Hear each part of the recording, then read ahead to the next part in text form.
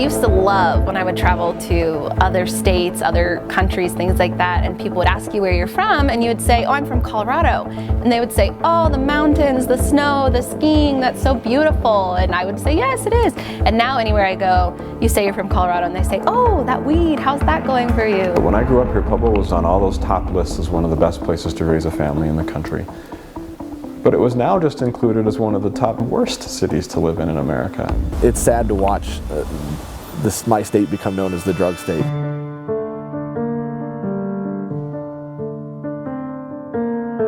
Colorado weed is famous. The most concerning age group is going to be this one that's growing up right now, and once they become teenagers and they've only known this legalization era, and it's fed to them like it's normal, it's no big deal, it's nothing, and it's a huge deal.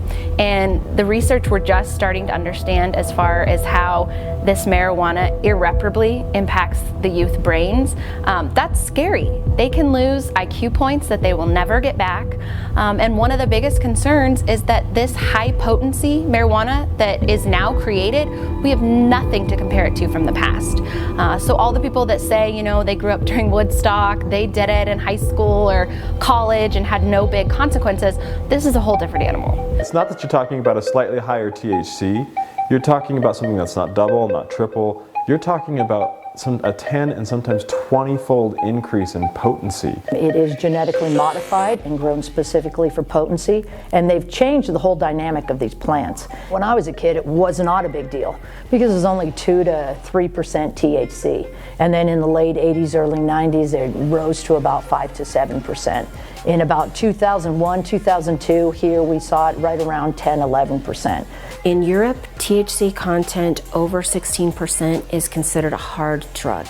This is realistically a new drug. This is not, you know, we call it marijuana, and yes, it comes from the same plant, but this is not the plant you're thinking of when you're thinking of marijuana. He said very proudly, I just had a product test out at like 30 to 33% in natural grown plant. And I'm telling you, 5 years ago, I was told by the marijuana industry, that's impossible. A lot of that you've seen move from THC actual to THCA, which is tetrahydrocannabinolic acid. And theoretically, that's once it decarboxylates, you put flame to it or you touch it to a heated nail, that's what releases that carbon molecule and becomes THC. Genetic modification is doing wonders. Then we extract it, superheat it, and we literally have what is referred to as the crack of marijuana. You can get the marijuana concentrates, the wax, the dabs, the shatter, the BHO, the butane honey oil, and it's up to 98, 99% THC. And that is just a very dangerous drug. Dabbing's been around for a while, but all of a sudden super high concentrated forms of marijuana resin, marijuana oils, that also coincided with vaporizers, also becoming really popular. So now it wasn't just that they had to have a pipe and green leafy marijuana that was really strong smell, but they can carry around a little circle thing that had 200, 300 dabs of 95 to 100% THC. They'd go to the bathroom, they'd heat up the glass, dab it in oil, take a hit, and head back to class. Almost zero orders.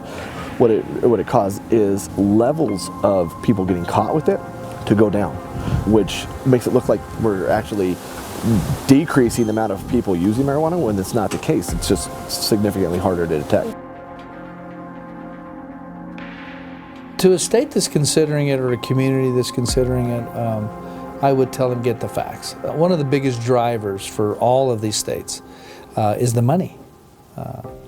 Unfortunately, it's greed, right? It's really good people in leadership positions that are trying to do the best for their community. And they see this as a resource or a revenue generator that's going to help them better their community. And the fact of the matter is, if they really study those communities that have it, they will realize that there's not a whole lot of money. And the money that does come ends up being put back into the industry, either in the form of rehabbing your children who get hooked on it, or your adults that get hooked on it, or the increase in your law enforcement resources that you're going to have in your homeless population, in your hospitals, in your infrastructure, right? There's no money. And I think that's probably the biggest fallacy. Last year, between recreational and medical marijuana, You know, this state sold over $1.3 billion worth of dollars of marijuana. Well, what did the state get? $157 million. Everyone was really sold on the fact that it was going to create commerce and jobs and actually boost up the town's economy. It was legalized in Colorado because they convinced people that the money from the taxes would go to schools. And it is earmarked, but the way they earmarked it is only to new construction of schools. So it can't go to teacher salaries, it can't go to programs. I'm in 80% of the state of Colorado in schools, even in rural areas, and I've yet to be in a school that's gotten a dime. This was brought to us by outside interest, outside funding. They wrote it, they collected signatures on college campuses, and they sold a brilliant marketing campaign to voters who expected something completely different. The only people I think that are making money off of this are the people in the industry. There have been some politicians and legislators that have benefited, but the average citizen and the people living across the street from you have not. The state of Illinois is looking at, we just want to solve our budget crisis, so we need the tax money to solve our budget crisis and we'll be good. Guess what? Colorado just went into special session to figure out the budget crisis. 5 years in, hasn't fixed or solved anything. None of the promises that were made ring true. And I always ask the kids, is it easy for you to get marijuana or any drug? And they say yes. So they tell me it's easier to get than alcohol.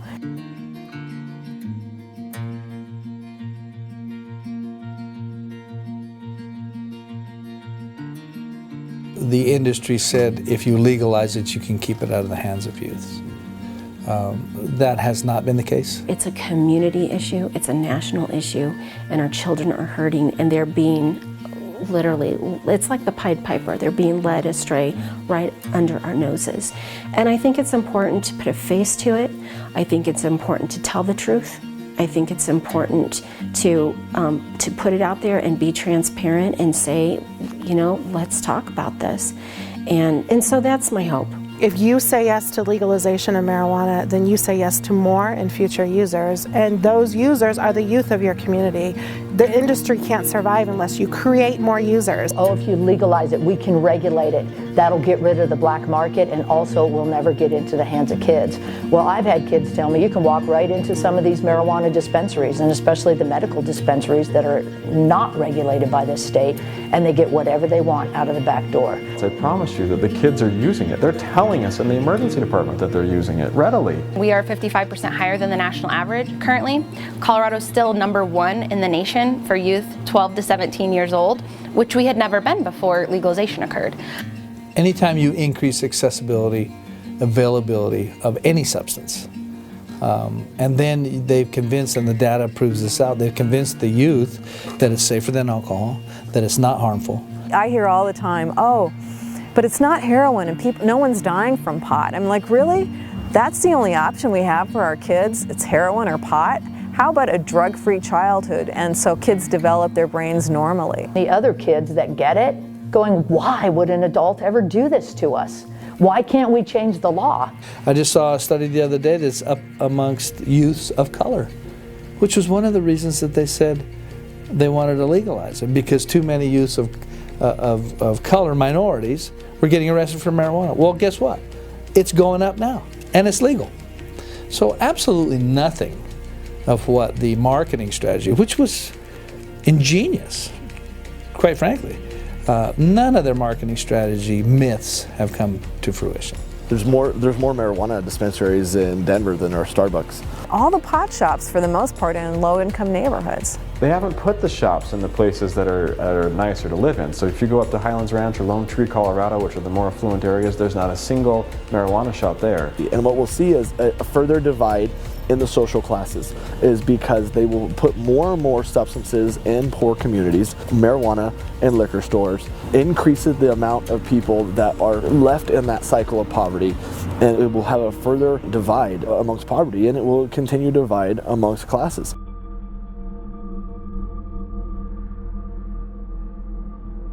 I always say the marijuana industry is selling addiction for profit, and our kids really get suckered into that, and they don't understand they're being preyed upon by a massive industry. This is a multi-billion-dollar industry. And I feel really passionate about pulling the curtain back on that. And it's a hard battle to fight as a parent when you have people much bigger saying it's not a big deal.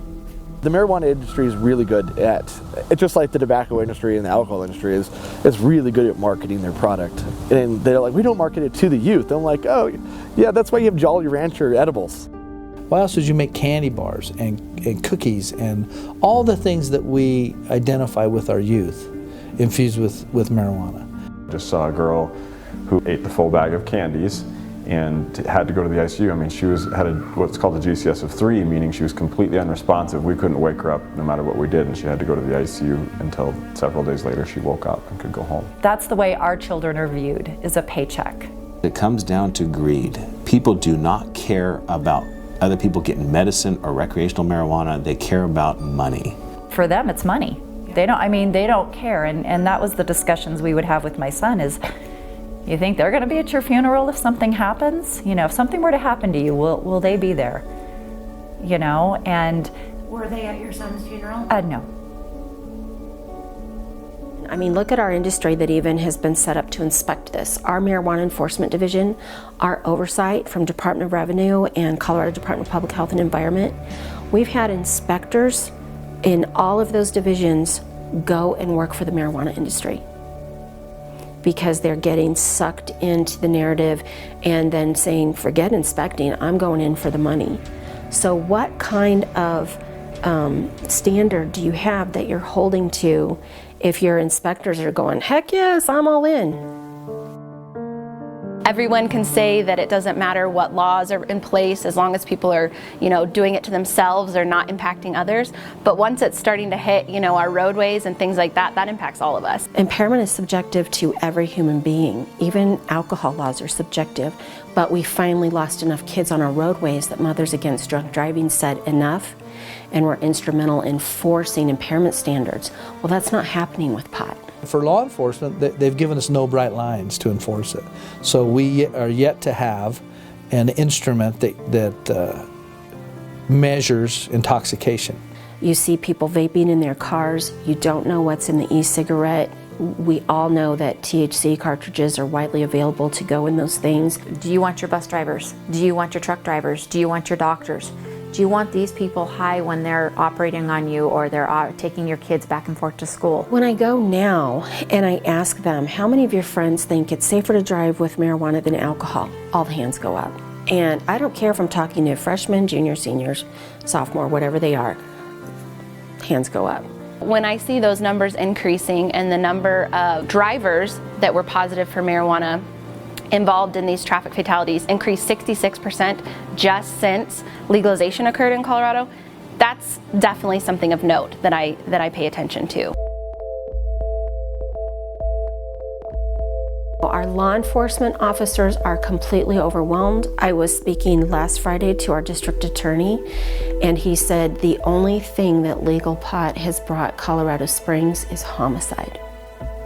And he told me of case after case after case that he has worked on lately where it's a homicide case and individuals were killed because of fights over pot.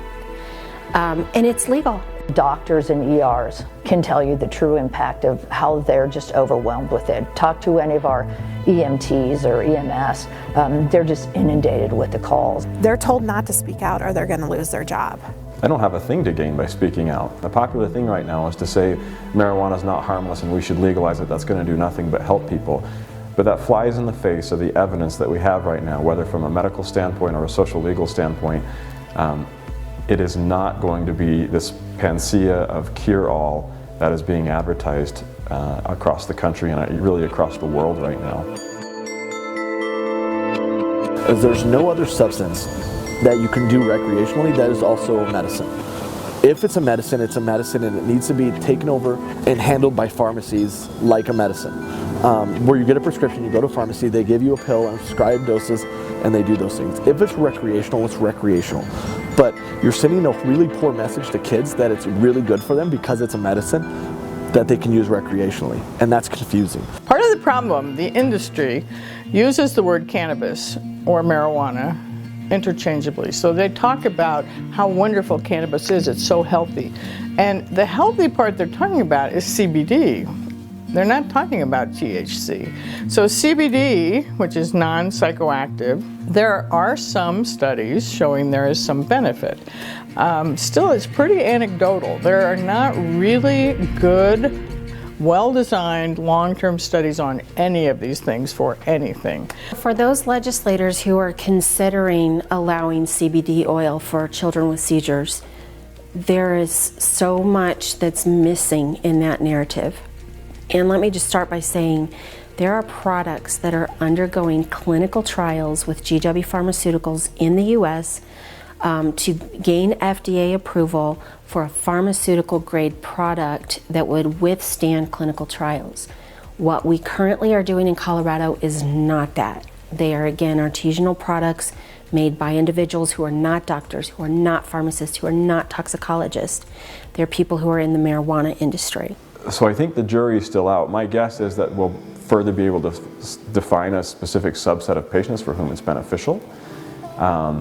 But there's likely another subset who's probably going to be made worse. If you look at Children's Hospital Colorado website on how effective are cannabis-based products for seizures, they are showing still that EKGs are not showing a reduction in seizures like we're hearing publicized.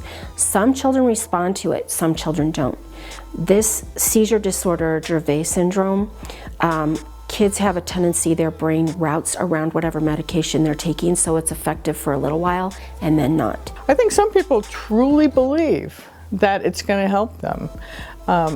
And this is what the industry does.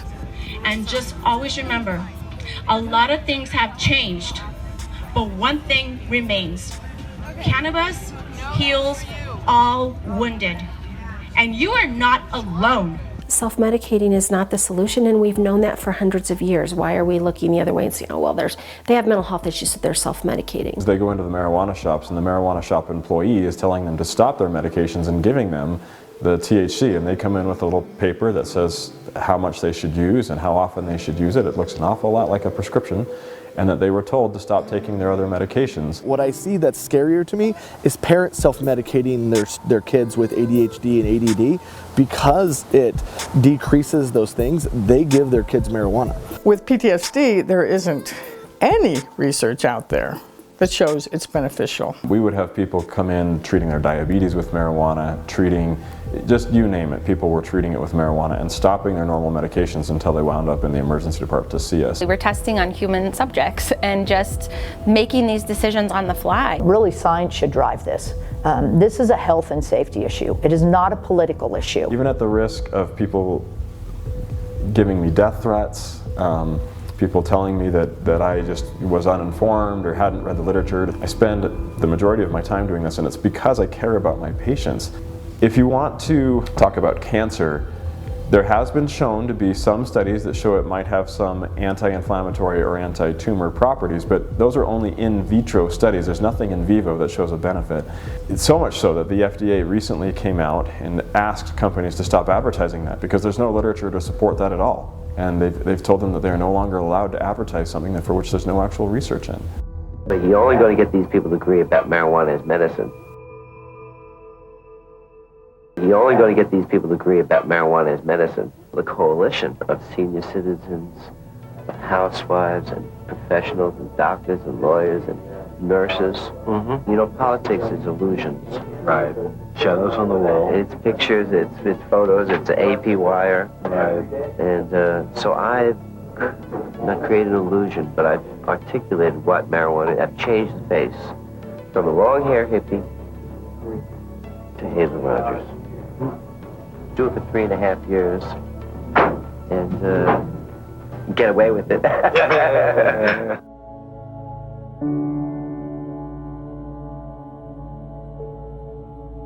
What I want to get across, cigarettes affect your lungs, that's in general, Alcohol affects your liver, as far as most people know. Marijuana affects your brain. Changes the frontal lobe, drops the IQ by an average of 6 to 8 points, even in adults, and it does not return to normal. And there is a direct link between marijuana and mental illness, especially if you're predisposed, because we know that marijuana turns on the gene that carries mental illness. It's a COMP gene. The younger you start use, and the more frequent you use it and the higher potency that you use, the more likely you are to start exhibiting psychosis. So what are we going to do? Like 10 years down the road, we're going to have a lot more schizophrenics. I mean, that just doesn't make any sense. I started to notice how it affected me. Kids will dab out, meaning they hit the high-end marijuana, and they black out. And they wake up 3 to 4 minutes later, they can't remember anything, they become extremely anxious, then they're terrified, then they become psychotic. The common people would say that's somebody who's going crazy. That's what would be the common term for psychosis. But to put this into picture, this is somebody who the police are bringing in, they're screaming uncontrollably, usually about some sort of active hallucination they're having. They're requiring 4-point restraints, meaning they've got to be strapped down to the bed. They're spitting at you, they're screaming that somebody's coming to get them, that God has commanded them to do something. All of these just clear active hallucinations that would go with psychosis. They're clearly paranoid, and they're clearly not in their right state of mind.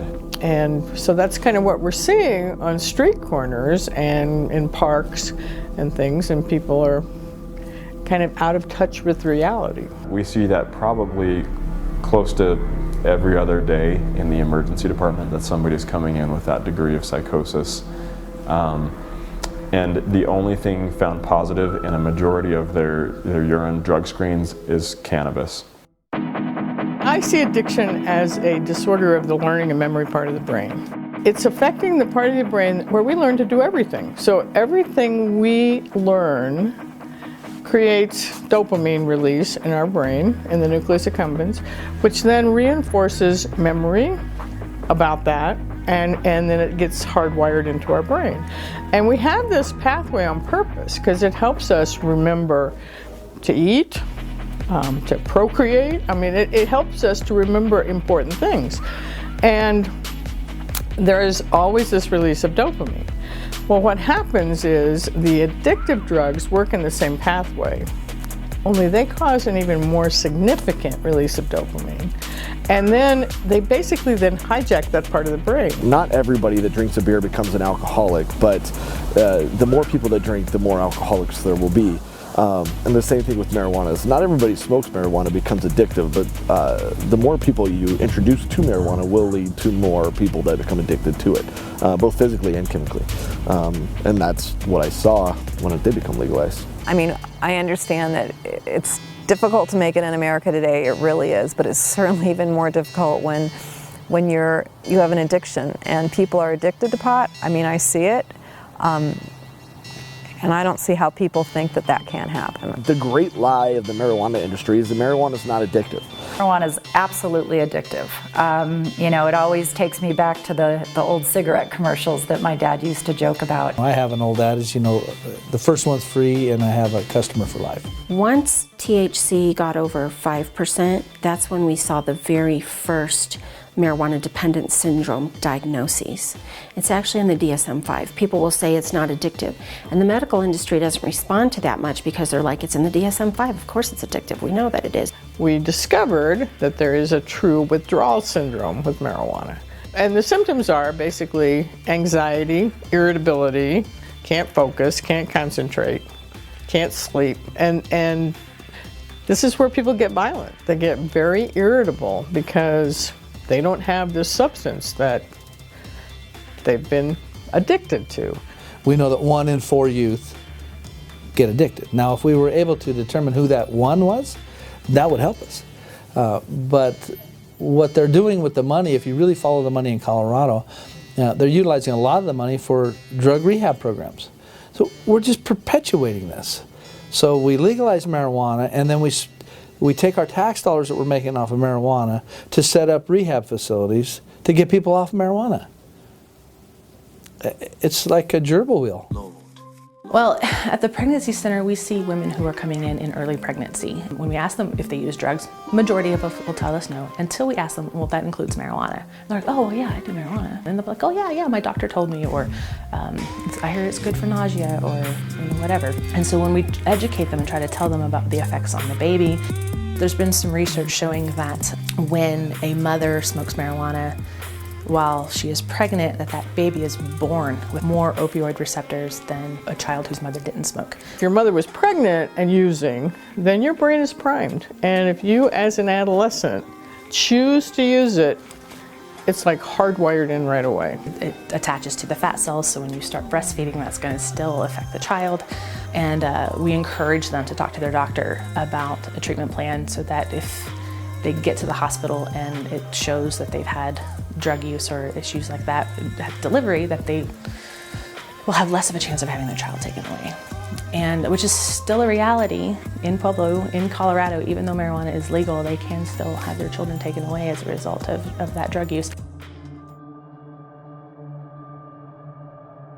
Marijuana is safer than alcohol. It's not as bad for you as alcohol. One of the things that was told to us is that when people have the choice between marijuana and alcohol, they're going to start going to marijuana because it's a natural substance, it's not as addictive as alcohol, and that use of alcohol will go down. Well, we have not found that to be the case in Colorado. We have some statistics in our report that show since legalization, Colorado's consumption of alcohol has actually increased each year.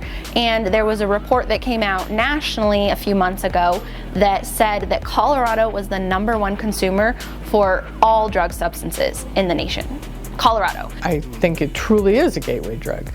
And there's lots of research supporting that. I don't know why the industry wants to fight that. And then they'll say, well, tobacco is a gateway drug. And I say, absolutely, tobacco is a gateway drug. Alcohol is a gateway drug. It depends on whatever drug they use first.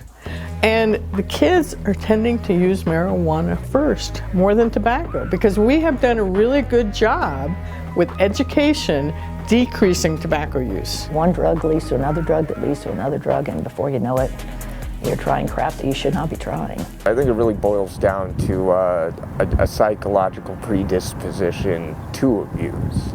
And if you will abuse one, there's a strong chance you'll abuse another, or anything that's, easier to get a hold of. Is you're starting with kids that are 14 years old, and they're smoking the strongest marijuana that you can have. It's pure THC. There's nothing stronger. So what I see is kids start using Coracidin, they start using over-the-counter medication to enhance the highs. So marijuana in itself is already hallucinogen. If you take Coracidin with it, it makes it almost like LSD. Well, for the first time in my last year as a police officer, all of a sudden LSD is huge in schools again. If from coming from zero, never hearing kids talk about LSD, to all of a sudden I arrested a kid who was selling LSD and everybody's talking about doing LSD. So all of a sudden you have this drug that was not there at all to being everywhere. Most of the people I've treated who have had a problem with heroin or opiate addiction admit that they realize that marijuana leads them back to it.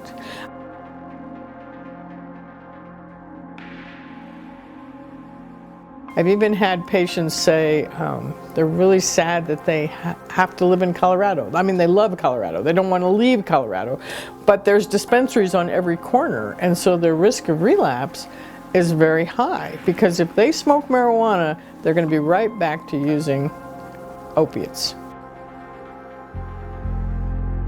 One of the things I think that was most shocking to a lot of people in Colorado was this huge growth in the homeless population. I couldn't believe it. On January 2nd, 2014, there was a line around the block to get into our agency for assistance. Really, there's a couple different groups we're talking about.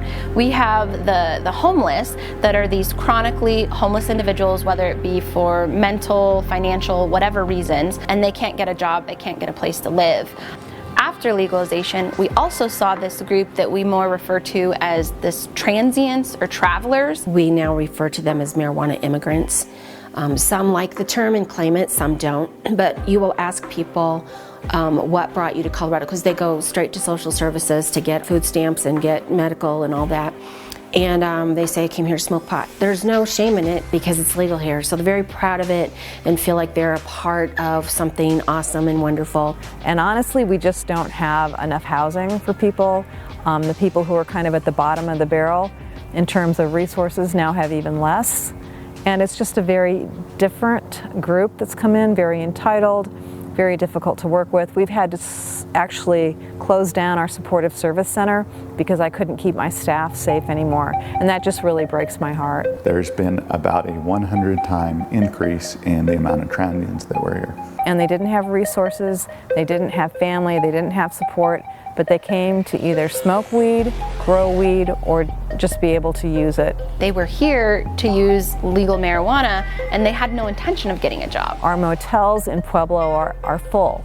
So you can't even use motels for emergency shelter because people are utilizing those for permanent housing year-round. So you have kids that are living with parents that smoke a lot of pot in very small spaces. So it's changed what we've been able to do for the people who need us the most. The black market itself is here and thriving because basically what they're doing is that they're hiding in plain sight. So we have a community that has invited the industry here through their leadership, and so black market people from outside the state have come here to set up shop and grow marijuana, whether it be legally or illegally, for the sole purpose of diverting it out of state. If you're going to control, tax, and regulate a substance, you don't do two things to control it. Number one, you don't simultaneously allow home grows. The home grow becomes the black market. Because if you want people to go to a regulated location and use their ID and purchase and contribute to the tax coffers, you totally undercut that whole system by allowing home grow. We've also had all manner of international cartels move here, take over our gated communities, buy houses outright for cash, and set up mass grow operations in those homes. Humboldt County has some of the highest violent crime rates in California, and it has to do with organized crime. And this is the little, the dark secret about marijuana. We've had East Coast crime families come in here. We've had Mexican mafia, we've had Asian gangs come in here, international gangs come here, buying property, leasing properties, and then growing marijuana so they can supply their suppliers on the East Coast, send it overseas. It's a huge deal. So people don't believe this myth that just because it's legalized that it's not going to become criminal anymore.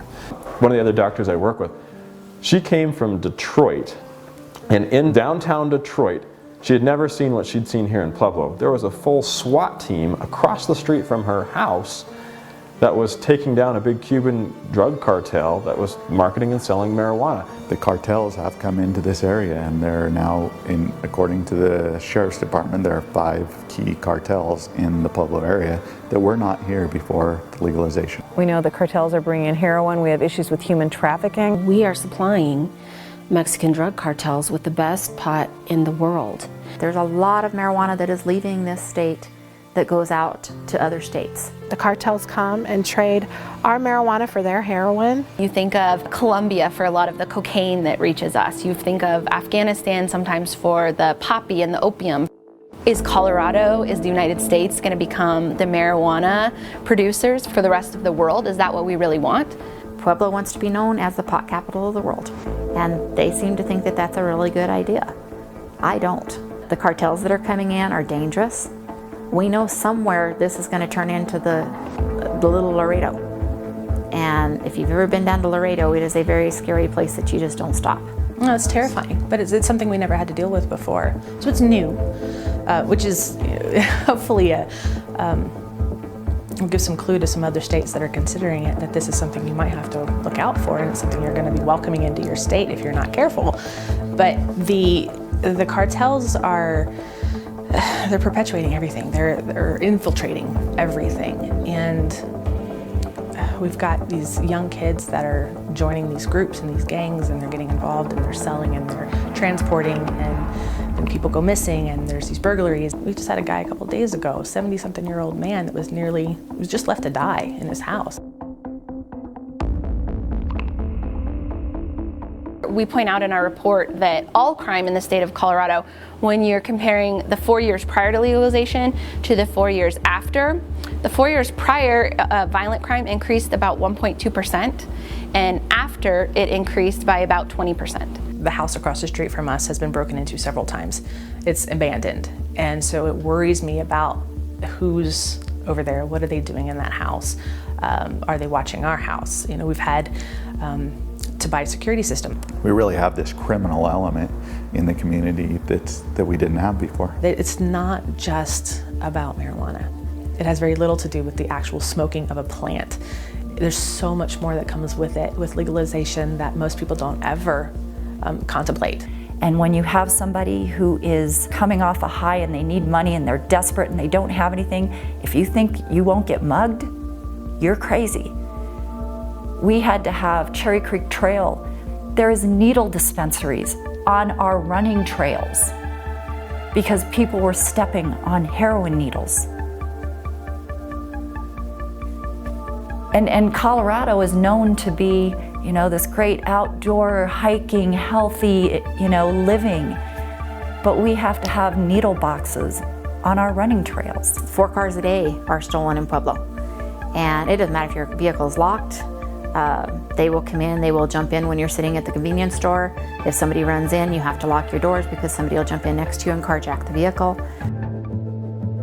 What we're finding, unfortunately, is there is actually a very dark side to this industry that is tainting our waters, our soil, poisoning our wildlife, deforesting our forest. It wasn't until we had our animals that we were monitoring dying, and we basically did kind of like a reverse engineering, finding out what's going on, and then boom, found out that marijuana cultivations in these public lands, our national treasures, were contaminating their wildlife.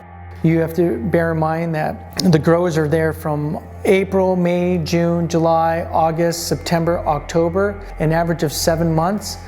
And an average of we're finding is about 3 to 4 growers per grow site, because they're there the whole time. Now you take that site that's been there 6, 7 years, 4 people, 7 months. And now you're looking at years of living in one area.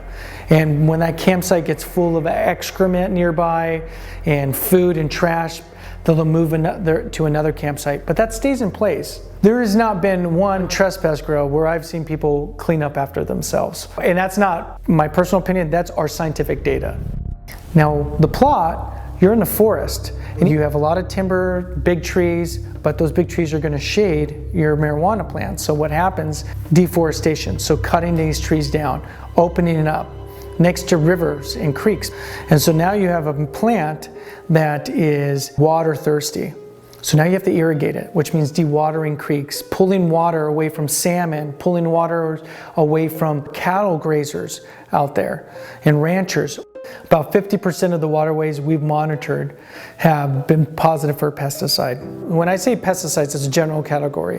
When I say pesticides, I'm talking about fungicides, rodenticides, insecticides, molluscicides, herbicides, all of these these are all different layers, all compiled in what I'm just giving you a general category. Because they're growing out in the hills that aren't designed, you know, to be farms. And then as soon as it rains, it pushes all of that soil amendments, all that perlite, everything that's in those soils into the creeks, which goes into the streams, which goes into the rivers and push out to the ocean. They state upwards of 13,000 unpermitted grows within the county of Humboldt alone. Even if we say only 10% of those have the same snapshot, that's still 1,000 plus grows that have that footprint within one county of over 50 counties in California.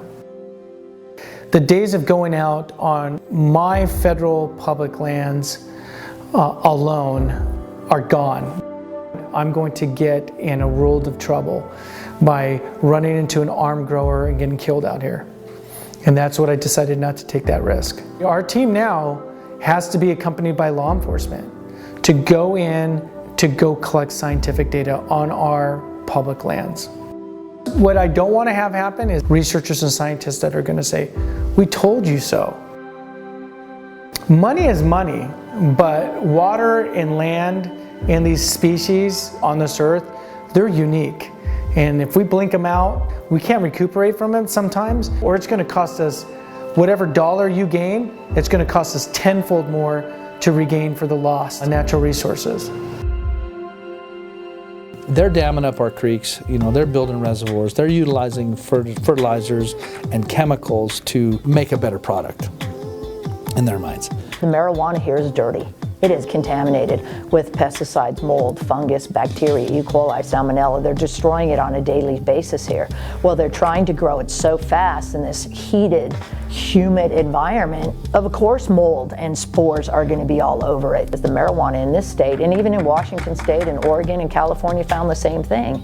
The marijuana is highly contaminated today because of the way that they're growing it. Real estate prices are up, houses sell quickly, but yet there's no housing for those that can't afford it. So we're kind of gentrifying a little bit. A lot of the farm ground's being bought up, a lot of the housing's being bought up to grow the marijuana in. They're buying a bunch of houses, they're using the whole house for grows, then they're shipping that out of state. You have a bunch of parents growing inside their house. They can have unlimited dry product. So from a law enforcement perspective, there's almost zero way to regulate it. And you can't regulate that. That's somebody's house. And so it becomes an issue. We only know about it when there's these huge busts with 200, 300, 400 plants. That actually then ruins the entire neighborhood. You now no longer have your kids out there playing in the street because you're worried about the clientele that's coming by. I don't ever remember finding a hypodermic needle when I was a kid at a playground, hiking, walking around in parks or in areas within the town I grew up in.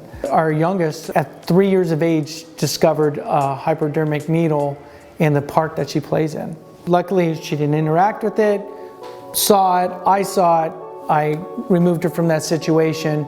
But to then say afterwards, I am going to now teach my child what is a hypodermic needle. This is something that I would expect, like maybe somebody in a war-torn country to say, don't touch that, that could be a landmine.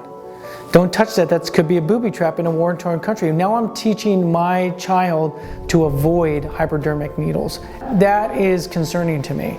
Is that something that we're comfortable with as a society? I hope not. I'm not comfortable with that. So this is a place that was busted twice as a grow site. The first time it was Cuban nationals who were growing it in this house and taking it to Florida to sell. And there were 3 industrial air conditioners that were visible. Oh, and there were these huge industrial vents coming out of the windows in the basement. And we wondered, why would somebody need all that? So clearly, there's something going on here. Well, finally, I come home one day and there are police cars everywhere. And I said, oh my God, what are you doing? Well, they're waiting on a warrant. They're going to bust the place. And the way they decided to bust it was the electricity company came out to read the meter and found that they bypassed the meter. And of course, that caused them to call the police because these people were stealing electricity. And so the police came out here.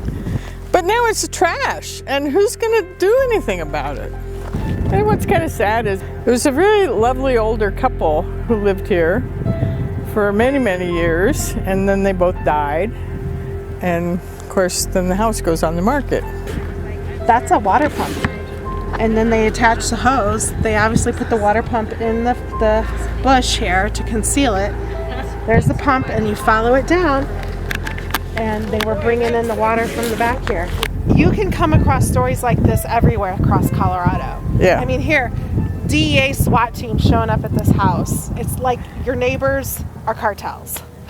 Yeah, right. Our Main Street and our downtown areas are not adding more companies.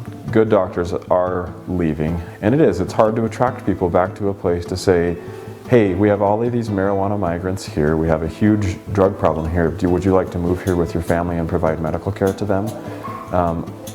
Obviously the answer is, well, I'm going to look around. 10 years ago, I could go on the state website and I could see how many workplace accidents and injuries happened in our state that were drug and alcohol related. And so we could say to employers, here is a real number that we can measure and we can see this is how much this costs your business, because we know the average cost of a work comp claim, you know, all of that. Guess what? Not only has that data disappeared from the Colorado State website since 2012, but we don't even now track it. People are being fired for going to work high, and they bring their medical marijuana card and claim they're medicating. We try to relate it back to alcohol, saying, well, you can't come in drunk. And they say, oh yeah, but it's not the same. To me as an employer, it's the exact same. You're still under the influence of a substance. Positive drug tests in the workplace have tripled according to the national average. And all illicit drugs have gone up according to the Quest Diagnostics Drug Test Index, which they do annually. And it's the first time we've seen an increase in all illicit drug use in the workplace in over a decade. We actually have our insurance carriers who are also at the forefront of this new subject.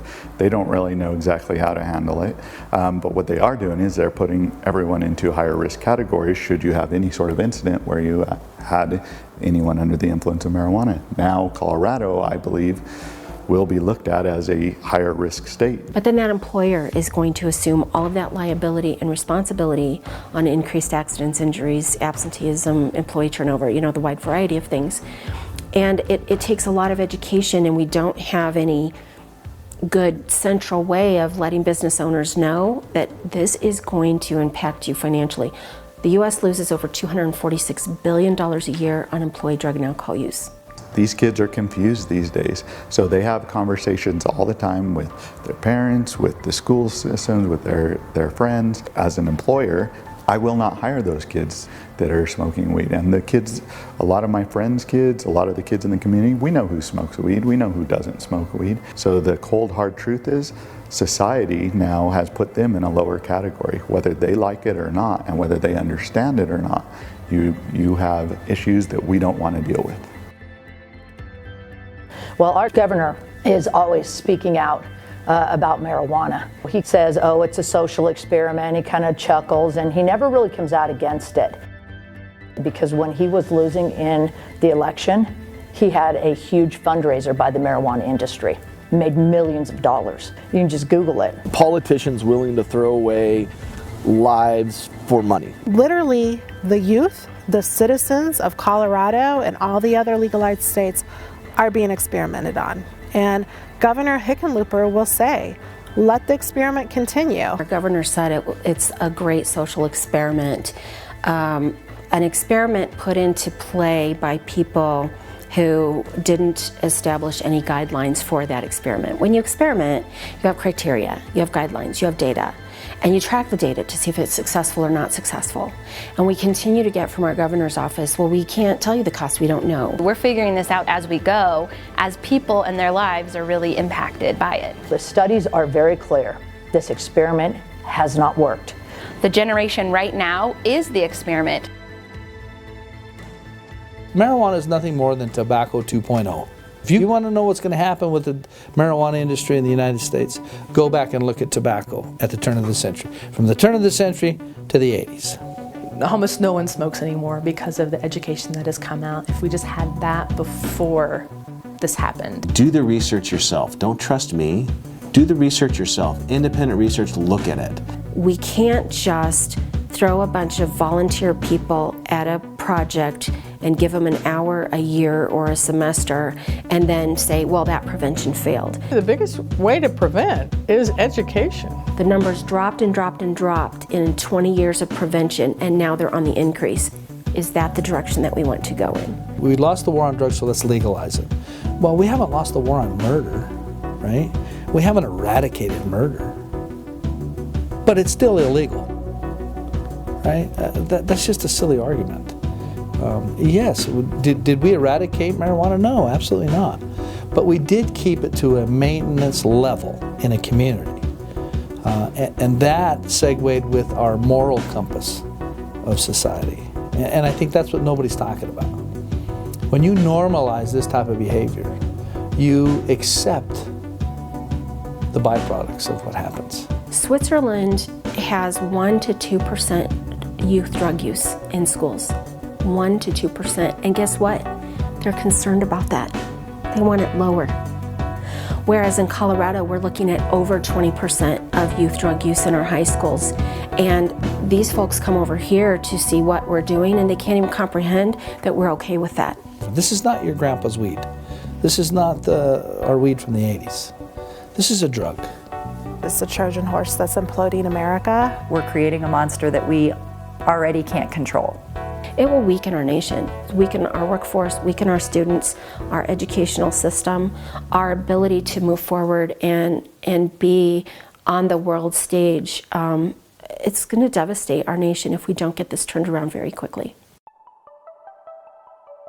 I speak out for two primary reasons. One is I just feel like there's a moral obligation, and because most everyone else I know is afraid to do so. And so if all of us are quiet, what's going to happen? If we give up, we're complicit. And I will not be complicit in destroying the young people of our nation, or the old people for that matter. I have been accused of being hired by the pharmaceutical companies. I'm like, can you send me a check? Because I'm broke. I work 7 days a week to pay for my son's recovery. Nobody deserves to be ignored. And if we give up, we become complicit in this movement and just say, I'm going to look the other way, or it's really okay with me. I won't be that person. And so maybe there's 1 or 2 or 5 or 10 of me against thousands, but you know what? The truth will bear out. I believe that. We are speaking out. It's very hard to continue to speak out when you're beat down by a group that has the money. I would say both as a sheriff and a citizen that our community is worse off for this. And I've said it from the beginning. This is not new. I was one of the first ones that came up and said, look, in 10 to 15 years, we are going to regret having done this. We are the Wild West of pot, and there are a lot of unintended consequences that came along with legalization, and so we are really a cautionary tale for others. A lot of homelessness, a lot of crime, and a lot of drug addicts who prefer being high to life. It affects all of us. If it comes, then be prepared what comes with it.